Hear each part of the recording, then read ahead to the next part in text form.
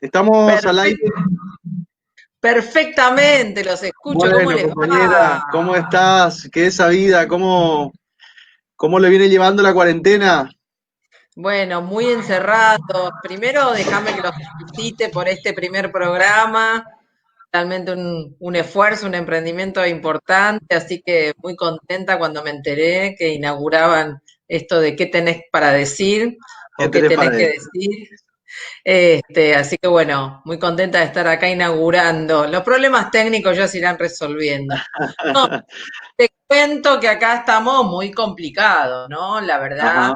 que en toda esta zona yo vivo en La Matanza, en el conurbano bonaerense, toda la zona del AMBA, a pesar de que justamente ayer tanto Alberto Fernández como Larrete y Kicillof anunciaron una continuidad light de la cuarentena, light porque en realidad ya está funcionando prácticamente todo, porque Ujú. todo lo que son actividades por ejemplo, Fabriles, hace mucho tiempo que ha habido presión de las patronales para que se ponga en funcionamiento y allí es donde luego la gente se contagia porque las patronales no garantizan que los protocolos se cumplan. Eso es lo que ocurre en los supermercados, en el transporte, en el ferrocarril, en las grandes fábricas que están funcionando desde principios prácticamente de la cuarentena. Ayer Alberto Fernández dijo una mentira gigante, que es que en los lugares de trabajo no había habido contagios. Es mentira. En las fábricas hay cientos y cientos y cientos de contagios y de aislamientos. Ahí tenemos al SUD, el sindicato del neumático, peleando fuertemente por la aplicación de los protocolos, al igual que los compañeros de Morbillo, los compañeros del INTI y tantos otros.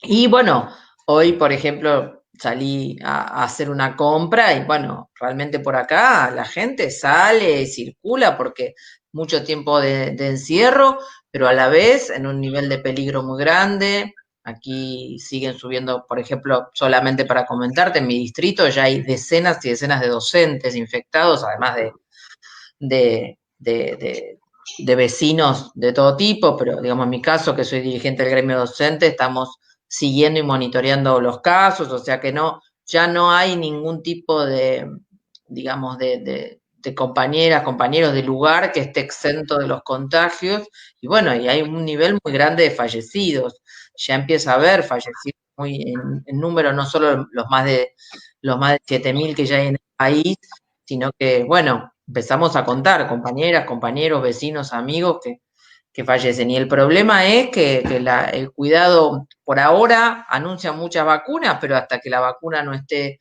realmente probada en la fase 3, que es la fase de los estudios reales sobre Ujú. humanos, y después Ujú. que se va a producir y que llegue, hoy por hoy la única medida que tenemos es la del distanciamiento y por eso insistimos tanto en que hay que tomar las medidas reales para reforzar el sistema de salud. Esto no, digamos, se ha hecho mucho menos que lo que se anuncia y mucho menos que lo necesario, sobre todo el sistema sanitario está al borde del colapso y en ese sentido vemos con enorme preocupación y así lo estamos denunciando la necesidad de no solo de centralizar el sistema de salud, sino de garantizarle al personal de salud los elementos de protección personal. Hay más de 10.000 trabajadores de la salud en todo el país contagiados de COVID-19, 6.000 aquí en la provincia de Buenos Aires, o sea que la situación es muy grave. Y bueno, y está la situación de que la responsabilidad no es de las personas individuales. Hay todo un intento Ah. del gobierno de trasladar la responsabilidad a Ujú. que son las personas las que no cumplen. Bueno, por supuesto, siempre puede haber alguien que no cumple, alguien que se reúne y no debe hacerlo, pero el grueso de las medidas, que son las medidas estatales que se deberían llevar adelante, son las que son deficientes. Entonces allí, bueno, muy fuertemente nosotros desde el Partido Obrero, también desde el Frente Izquierda en su conjunto, hemos presentado, por ejemplo, un proyecto de impuesto a las grandes rentas y fortunas que no quisieron tratar, pero en el ¿Eso en proyecto qué quedó, Romina?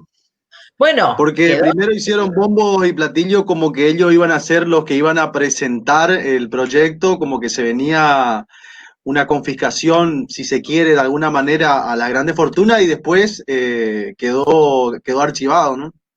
Totalmente archivado por parte del oficialismo del Frente de Todos, hicieron nada más que demagogia, El Frente Izquierda sí presentamos un proyecto Ujú. muy concreto que apunta a recaudar 15.000 millones de dólares, o sea, una cifra que realmente importa para enfrentar la pandemia.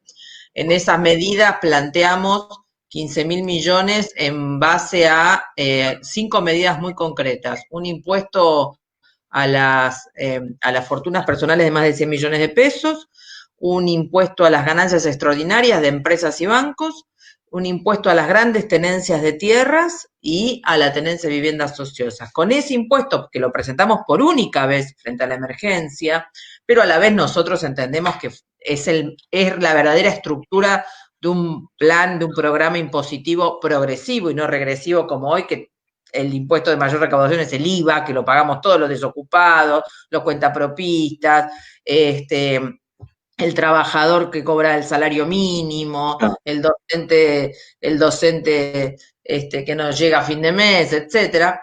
Entonces, estas medidas, a la vez que tienen un claro origen, que es el que los que realmente tienen recursos, a la vez tiene un destino estos 15.000 millones de dólares. Tres destinos muy concretos. Uno, reforzar el sistema de salud.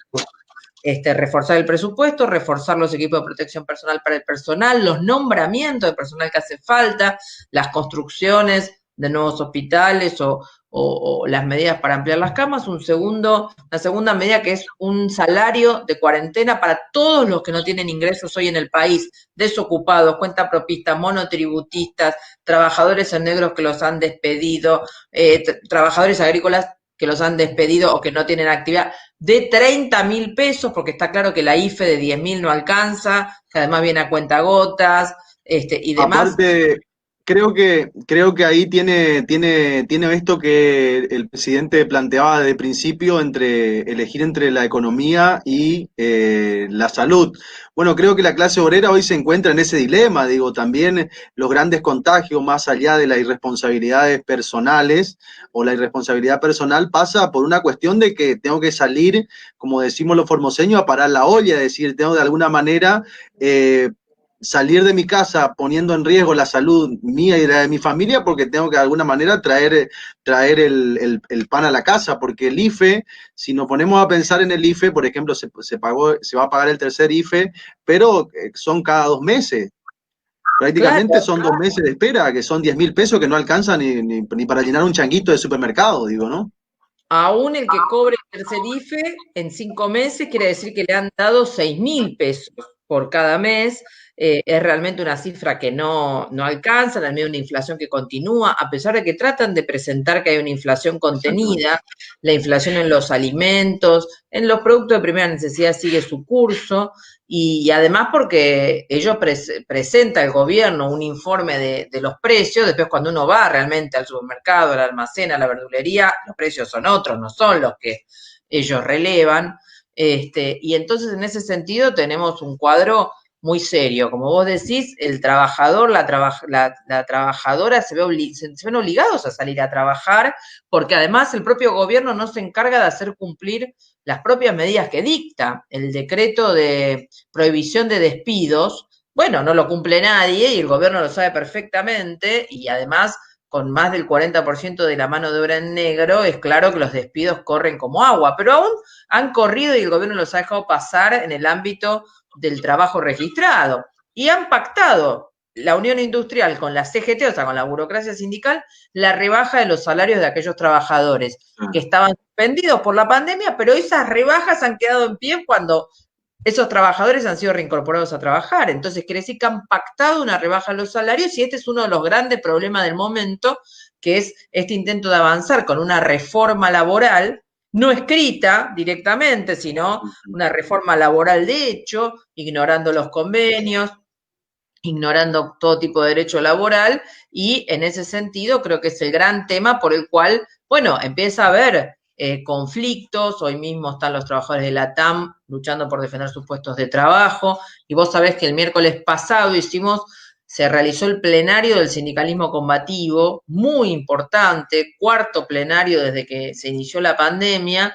La verdad, hubo cientos y cientos de trabajadores, más de 50 conflictos de todo el país, de trabajadores que están defendiendo sus puestos de trabajo, su salario, que están peleando para que se cumplan los protocolos, que están en algunos casos planteando que no hay condiciones para volver a la actividad, en otros que se cumplan las medidas para proteger la salud. O sea que empieza a haber una, digamos, una cantidad de luchas que enfrentan estas medidas del gobierno con la complicidad de la burocracia sindical, y por eso los que estamos ocupando esos lugares somos los que integramos el sindicalismo combativo, ¿no? Claro. Yo creo que también hay una, más allá, o sea, de la evaluación que uno puede hacer de lo que ha transcurrido el gobierno de Alberto Fernández, que en estos meses, digo, hay una preocupación mayor por responder al capital financiero por ahí, por cerrar la deuda, por renegociar la deuda, que preocuparse por la pandemia. No sé si estamos hablando el mismo idioma o coincidimos en esto. Digo, lejos, bueno, es el caso más claro el tema de los jubilados. Digo, un 7,5%, un 6% de aumento a los jubilados en junio, que no le alcanza ni para comprar una tableta de aspirina. Digo, a ver, cuando una inflación, si acumulamos desde el año pasado y bajo todo el gobierno de Macri, que no bajó del 40%, digo, estamos en un cuadro bastante complicado y el gobierno pareciera ser que solamente le interesa el capital financiero. No sé si coincidimos o no en este análisis. No, totalmente, como vos decís. Vos fíjate que el contraste entre el argumento de que, bueno, ahora con esta renegociación que se ha hecho con los acreedores privados, ahora sí nos podemos dedicar a la reactivación de la economía nacional. Mentira, porque lo que han hecho es un acuerdo leonino donde el periodo de gracia, o sea, de no pagar es mínimo, ya el año que viene tienen que estar pagando diversas cuotas. Ahora, aparte, viene la renegociación con los acreedores bajo ley local, la renegociación con el FMI, con el Club de París, etcétera.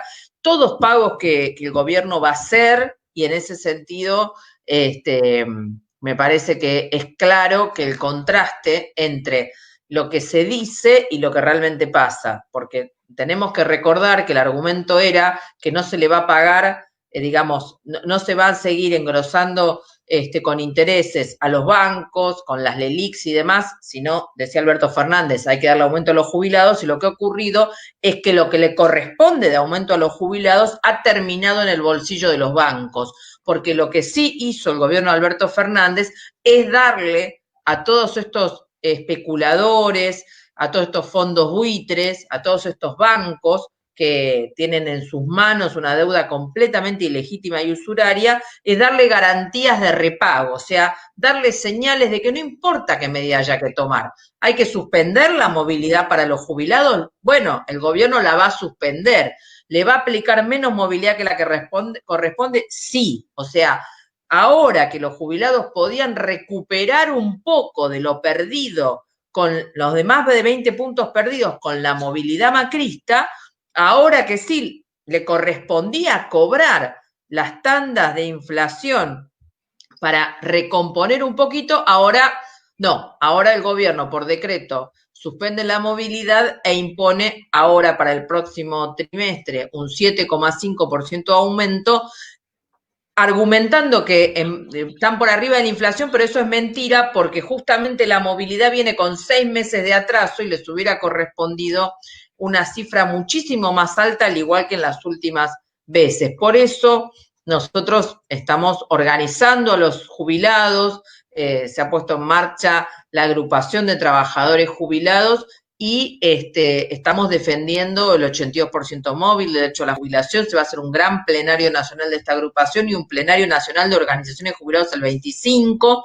y luego el 4 vamos a hacer una audiencia pública en el Congreso en defensa de la movilidad jubilatoria como un derecho inalienable. Pero justamente, vos fíjate, el gobierno está dispuesto a hacer esto con los jubilados para garantizarle a los bancos el cobro, pero también ha congelado los salarios de los trabajadores estatales nacionales, ha pagado el aguinaldo en cuotas, está en muchas provincias suspendiendo las paritarias. Entonces, efectivamente, es claro que los negocios de los bancos continúan en toda su dimensión, y que sobre los que se está descargando gran parte del ajuste y de la crisis es sobre los trabajadores, es sobre los jubilados, es sobre la niñez. El informe de UNICEF, no el informe del Partido Obrero, el informe de UNICEF dice que hay un casi 70% de los niños bajo la línea de pobreza en este momento en Argentina.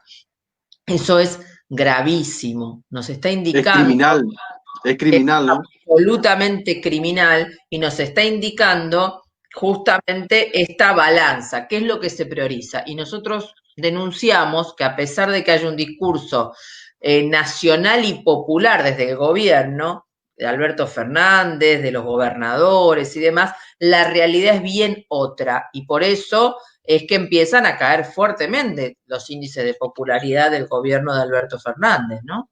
Así que insistimos con que hay que rechazar esa deuda usuraria y fraudulenta.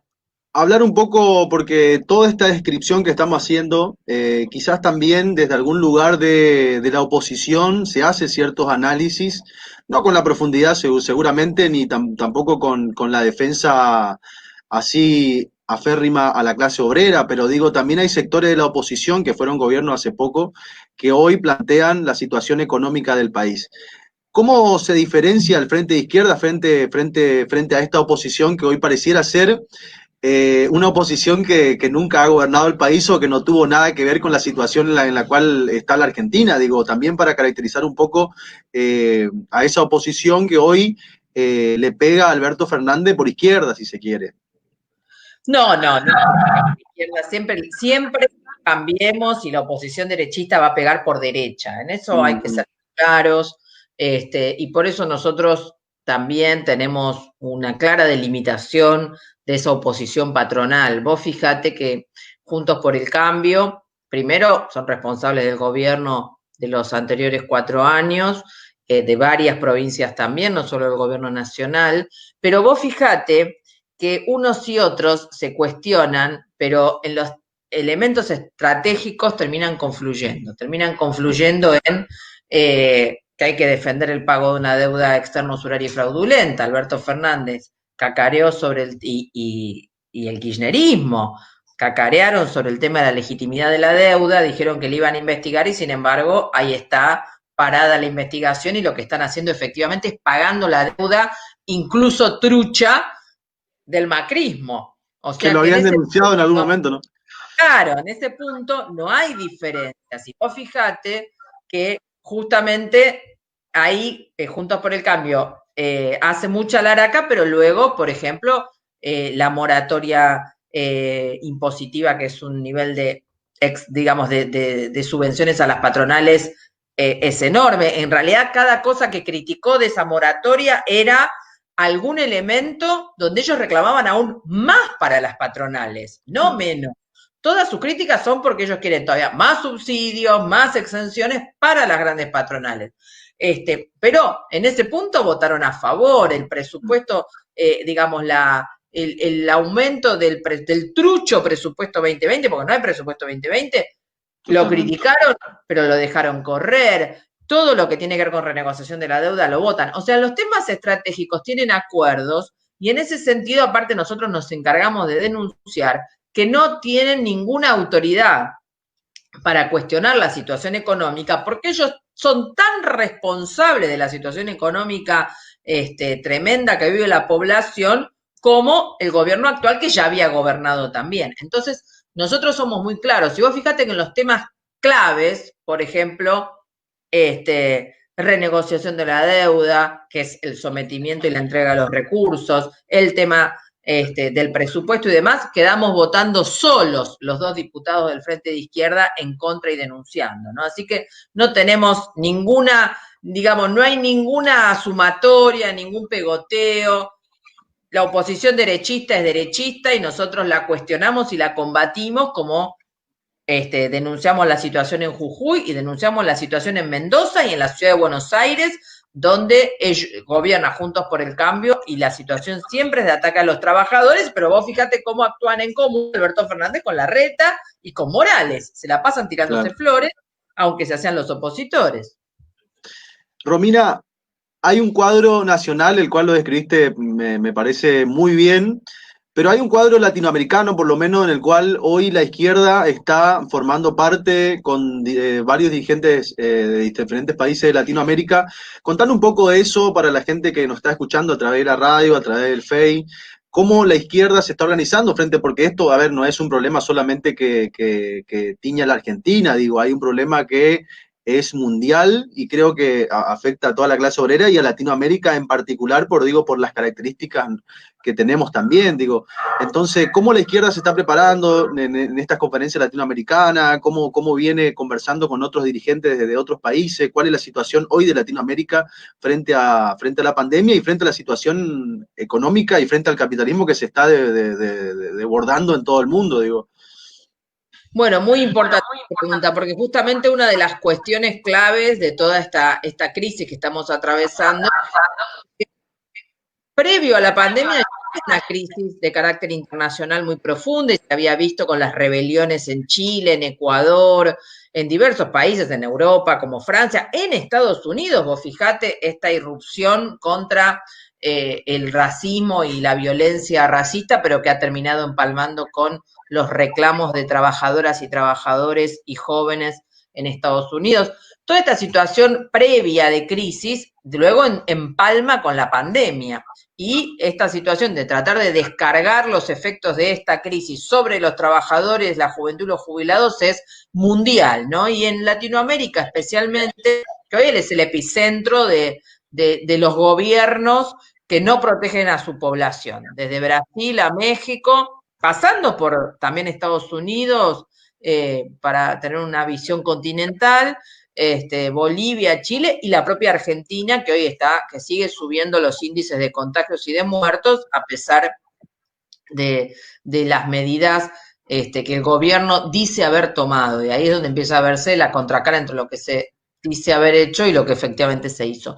Por eso, desde el Partido Obrero hicimos un planteo de que no solo tenemos que intervenir y organizarnos en forma independiente en Argentina, sino que tenemos que tener una respuesta latinoamericana y continental. Por eso le planteamos al Frente de Izquierda y los trabajadores la necesidad de armar un reagrupamiento de las fuerzas políticas de izquierda y de trabajadores que intervienen en América Latina y en el continente, y por eso se realizó hace 15 días una enorme conferencia latinoamericana y de Estados Unidos con representantes de más de 50 organizaciones de los distintos países del continente. Fue muy importante, esa conferencia tiene resoluciones. Yo invito a aquellos que quieren ver la conferencia, están las charlas y está el plenario de la conferencia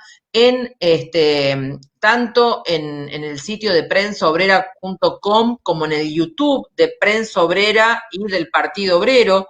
Así que aquel que no la haya podido ver, que no la haya podido seguir, está para que lo vean.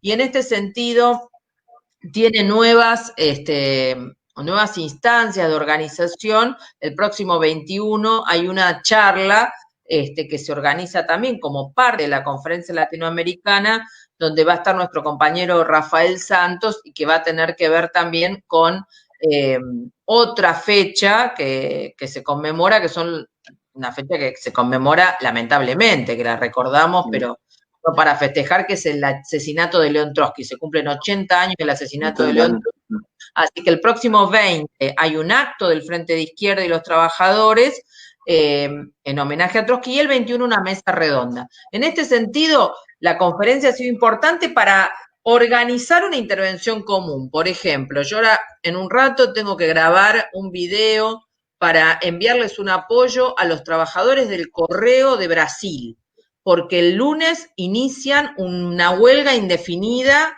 contra la privatización del correo. Y los compañeros que intervienen allí, que son de un agrupamiento, un partido que se llama Lucha por el Socialismo, están interviniendo fuertemente en el sindicato de correo y están desenvolviendo esta lucha porque todos sabemos lo que significa la privatización de este tipo de empresas del Estado. Miles de despidos, eliminación de los convenios colectivos. Entonces, ustedes fíjense qué importante ya el trabajo internacional, las relaciones internacionales entre las organizaciones de trabajadores, el Partido Obrero y otras, hacen que tengamos un intercambio de refuerzos, de apoyos, de pronunciamientos de difusión de la información en los distintos países del continente. Así que es muy importante esta organización y reitero invitarlas a todos y a todas a seguir tanto prensaobrera.com, que hoy sacamos nuestra prensa en forma digital integralmente, con contenidos diarios muy importantes todos los días, y estos allí también pueden acceder tanto a la conferencia latinoamericana como a todas las actividades que se están haciendo en homenaje a León Trotsky, ¿no? Hablamos un poco de lo que es Formosa. Formosa hace poco se anunció la vuelta a clase en zonas rurales. Para nosotros nos parece bastante peligroso en el sentido de la situación en la que está viviendo el país, porque digo, a ver, no estamos para nada nosotros salvados, si bien hoy la situación en Formosa no es la situación que es en Buenos Aires o en el Chaco o en otras provincias, digo, siempre está el peligro latente, digo. ¿Qué opinás frente a lo que se anuncia y de cara a lo que se viene, que se puede trasladar después a la zona urbana y bueno? Bueno, mira, primero, yo soy docente y soy madre, y por supuesto todos quisiéramos que haya condiciones para volver a las clases. Digo, primero para eliminar cualquier confusión. La verdad, yo quisiera poder ir a dar clase a la escuela y no tener que estar viendo si los chicos se pueden conectar o no se pueden conectar por las redes, si mandan o no mandan los trabajos. Yo vi a mis alumnos un solo día. Yo soy profe de secundaria, los vi un día, porque tuve una clase con cada uno y nada más. Y después todo correos. No es así como nos gusta dar clase ni como nos gusta estar, pero hay Con la una situación que se agrava, digo que la mayoría no tienen conectividad, no tienen bueno, claro. computadora, le cuesta. Por supuesto que eso es muy parcial y la mayoría no tiene instrumentos y el gobierno no ha dado ni los elementos para la conectividad gratuita, ni de docentes, ni de alumnos, y tampoco los dispositivos para aquellos que no tienen. Entonces, ni hablar, me imagino, en las zonas, si acá en el conurbano la mayoría de las familias no tienen los elementos, presupongo que lo mismo pasa en provincias como Formosa y doblemente en los ámbitos rurales o en los pueblos del interior, donde también la conectividad es más compleja, más cara y no hay dispositivos para que los chicos, las chicas se puedan conectar. Entonces, tenemos una ficción. Ahora, viene claramente de la mano de esta apertura de la actividad, porque de hecho, se ha abierto todo, si está todo abierto en el AMBA, imagínense que de conjunto ya hay una línea de que, bueno, como nosotros no tomamos la medida, nadie cumple, le echamos la culpa a la gente y abrimos todo. Claro. Viene la presión por el regreso a clases, por el regreso a la escuela. Hasta ahora se pudo hacer en una sola provincia, en el interior, en los distritos del interior de San Juan. Bueno, la experiencia hasta ahora no ha sido buena. Tengamos claro que San Juan no tuvo casos de COVID, ¿se entiende? O tuvo 1 o 2, una cifra absolutamente mínima en toda la pandemia. Sin embargo, lo que cuentan las compañeras y compañeros docentes es que no se pueden garantizar esas condiciones que se plantean de sanitización permanente, de cada 80 minutos limpiar, mantener los grupos chicos. Entonces, se plantea una doble tarea para los docentes, porque tienen un grupo en el aula y otro grupo al que le dicen que le tienen que dar clase virtual, todo en el mismo horario. ¿Cómo se hace? ¿Se entiende? Y si no, se le impone una doble tarea. Entonces, es una situación que no va, que además es difícil de ser llevada adelante y que no tiene, por más cuidados que se pongan, no exime del problema de la posibilidad de los contagios. Nosotros creemos que no hay condiciones todavía para regresar acá en el AMBA imposible, pero tampoco creemos que las haya en las provincias donde aparece que hay pocos contagios. Porque, bueno, ya lo hemos visto. Santiago del Estero iba a empezar también del mismo modo que San Juan. ¿Y qué pasó? Un rebrote, tuvieron que dar marcha atrás. Vos fíjate, claro. Jujuy Morales había dicho que ellos estaban 10.000 puntos, que no pasaba nada. Quiso, de hecho, empezar con clases hace ya 3 meses. Por supuesto que tuvo que dar marcha atrás y hoy Jujuy está al borde del estallido. Ya hay 12 trabajadores muertos por COVID en el ingenio Ledesma, en la localidad de General San Martín. Es realmente escandalosa. La situación del Chaco es dramática. Entonces, Formosa y Chaco están uno al lado del otro. La situación es muy compleja, porque el virus no entiende de fronteras, y ni de gobierno de un lado y del otro. Entonces, nosotros entendemos que no están dadas las condiciones, y ahí hay que ser muy rigurosos. Hay que formar comités de higiene y seguridad en cada escuela, donde los padres, los docentes, determinen si están dadas las condiciones sanitarias o no, y las de infraestructura, porque en la mayoría de los lugares no están. ¿Quién va a limpiar cada 80 minutos las aulas? ¿Hay personal para hacerlo? ¿Ese personal tiene los elementos de protección para no contagiarse? ¿Realmente es necesario apurarse y por un mes antes o un mes después exponer a los niños, a las niñas, a los docentes y a sus familias? Porque luego el que transmite el virus después termina impactando, por apurarse y tratar de empezar antes de tiempo.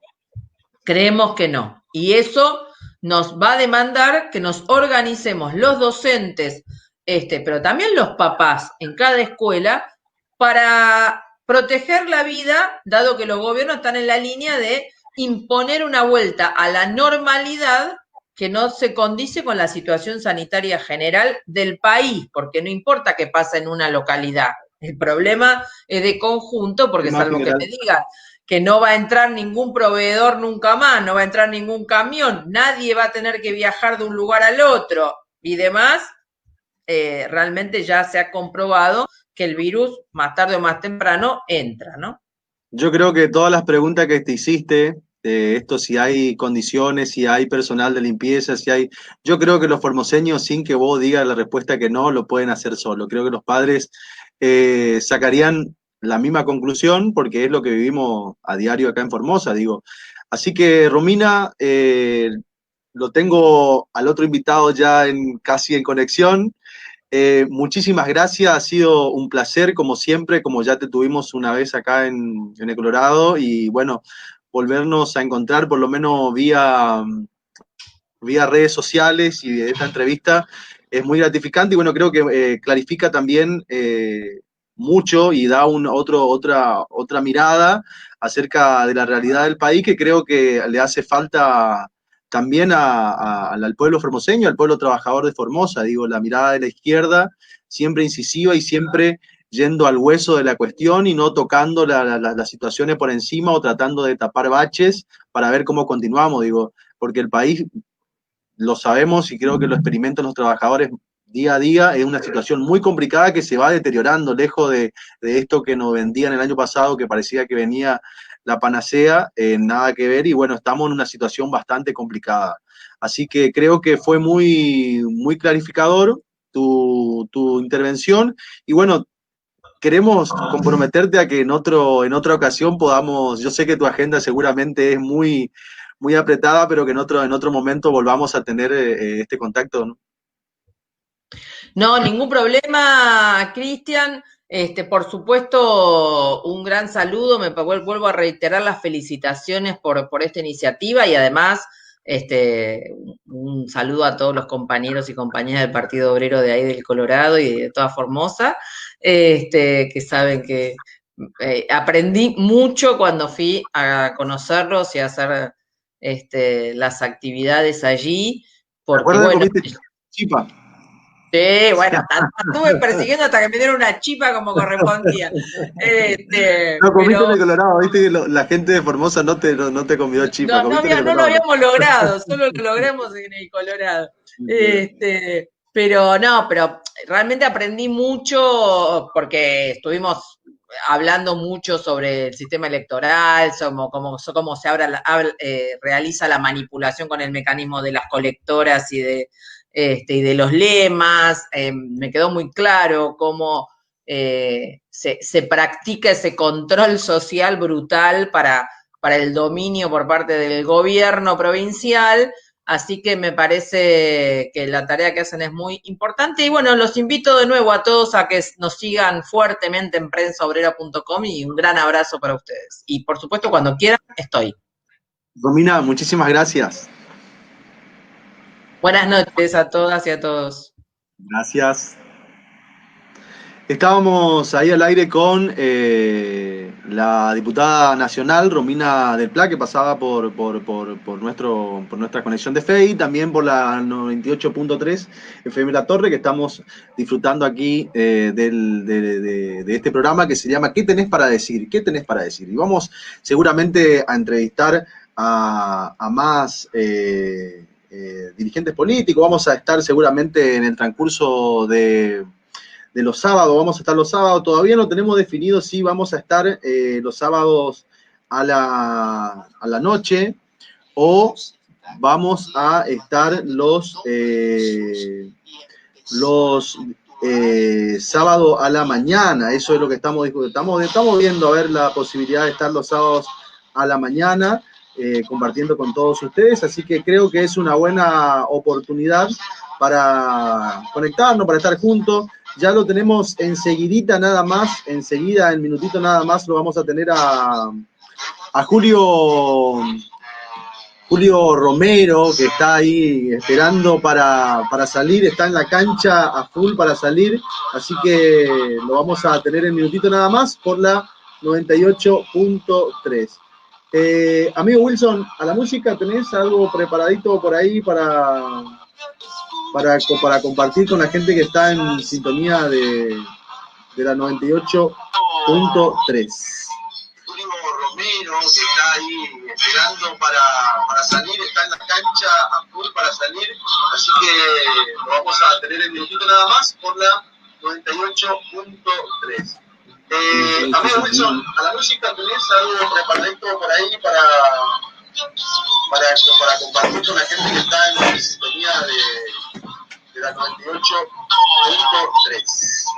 Romero, que está ahí esperando para salir, está en la cancha para salir, así que lo vamos a tener en minuto nada más por la 98.3. Amigo Wilson, a la música, ¿tenés algo preparadito por ahí para compartir con la gente que está en sintonía de la 98.3?